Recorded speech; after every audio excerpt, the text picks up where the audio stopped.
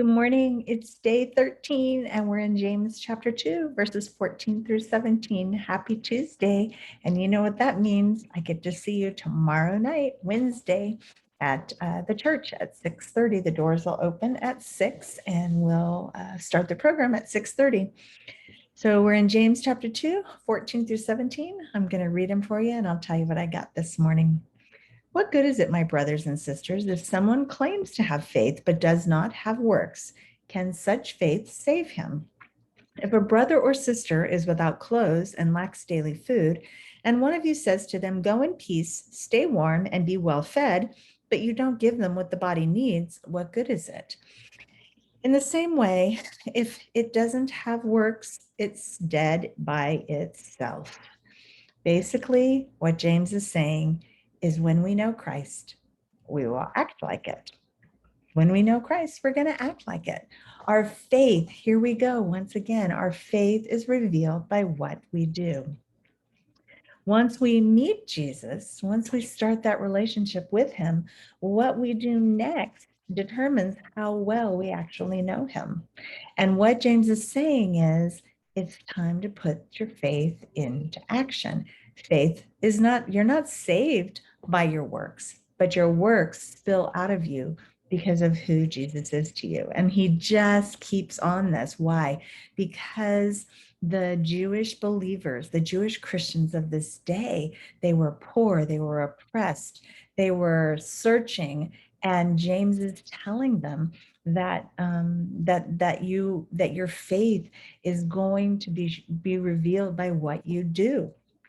And knowing Christ is just the beginning of the process. We then need to put our faith into practice. And he just keeps saying it over and over. And you're hearing me say the same thing. This is going to be another really short video today. Why? Because the principle that James is talking to here, that he's writing to, is that if you have faith, if you claim to have faith, but you don't have works, it's not your works that save you. But he's questioning, if you don't have works, who is Jesus really to you? What does it mean? He also, I think, wants us to know that when we meet a spiritual need, or when we meet a physical need, when we meet a physical need, we open a spiritual door.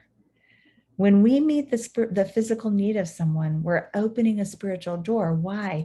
Because we're giving Jesus, we're giving God the glory for what we're doing. Our actions are coming out of that faith that we have. And so as you go into your quiet time today, I just want you to think about, how is it that your faith can be put into action? I love that our church has a food pantry, and I love that I get a text message every week, even though I don't need the food. But every week I get a text message. And there was one time where I knew someone who needed some food. And so I directed them to the church to get some food. During COVID, I remember that there were times where we would get shipments of ice cream, didn't have room to keep them in the refrigerator. And so Cindy and I were doing a Wednesday morning Bible study on Zoom at that point. And we would send out a text message to the women in the group and just go, put it out there. If you want ice cream, come get it. And Cindy would sit all day long on her porch with this ice cream and an ice chest, and she would just hand it out as people came by. And I think that that's part of what James is talking about. He's talking about how do we reach out? How do we treat the people that we come in contact with? And basically, when we know Christ, we're gonna act like it.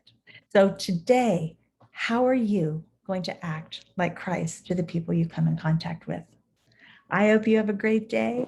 I will see you tomorrow night on Wednesday, and I am gonna go to the gym. See you later. Bye.